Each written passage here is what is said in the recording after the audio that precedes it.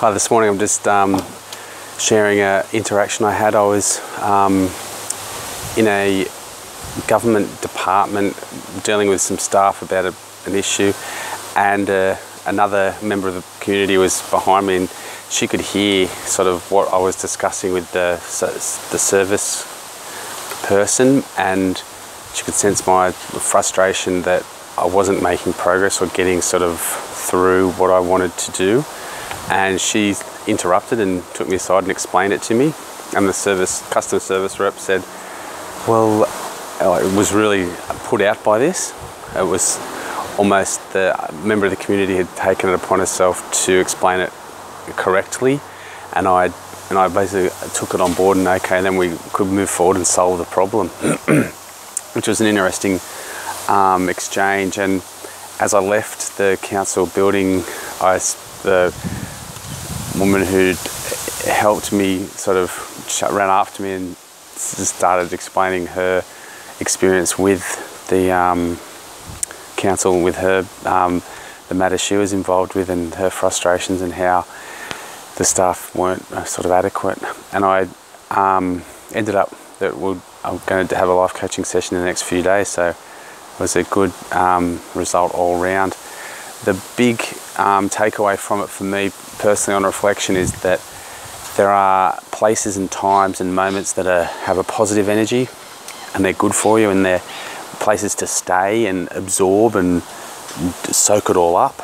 But there's also other places that are negative, sucky places that drain you and exhaust you, and you have to, like diving into freezing water, you dive in, do what you have to do, and then get out and dry yourself off and escape. And that's how I sort of treated dealing with the council building. Or another thing, just legal matters in general, similar to that for me. Hospitals can have that effect on me. Car dealerships, electrical appliance stores, shopping centres in general, car parks, traffic, public transport areas or train stations, places like that, airports.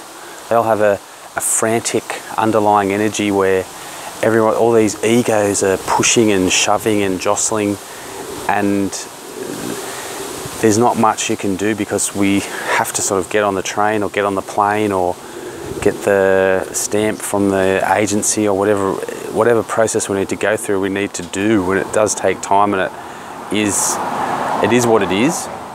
And you have to resign yourself and sort of release to that process, and not hold it as though, or take it personally, or hold on to a previous experience, or go there with a set of expectations that basically dooms you to suffer. Okay, that was the takeaway for me.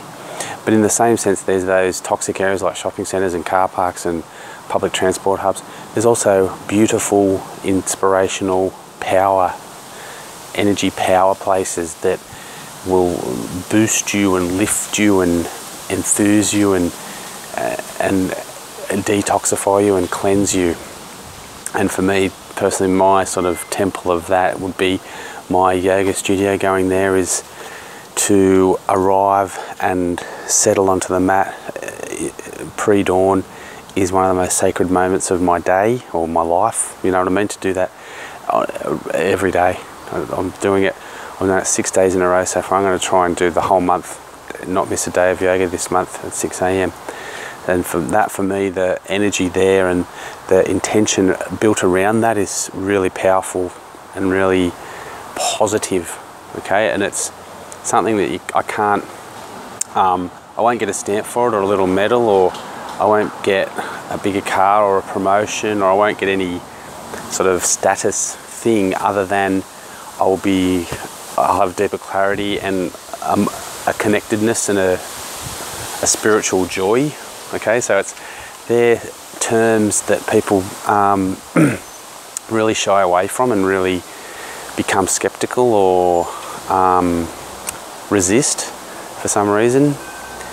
But to feel it and engage with it, the power of it is, it speaks for itself, in contrast to those negative, sucky areas that you can find yourself in. The question really could be today is, how much time of your life do you spend in the negative, sucky energy areas versus the high energy, inspirational, positive area places like the ocean, going along the beach or in a rainforest or in a park, in an art gallery, a library. Those places can have a real positive energy about them, just as much as other places can have a negative energy. And sometimes when you are bottoming out with either one of the pole at one end of the spectrum or the other, just to balance it, you can go to that other area. So yeah, that's about how places have energy and how the physical place can transform your mind, which is amazing and something that people, you may struggle with, but it genuinely happens, and it's a thing. Okay, it's Brendan Murphy at The Life Coach. Thanks a lot.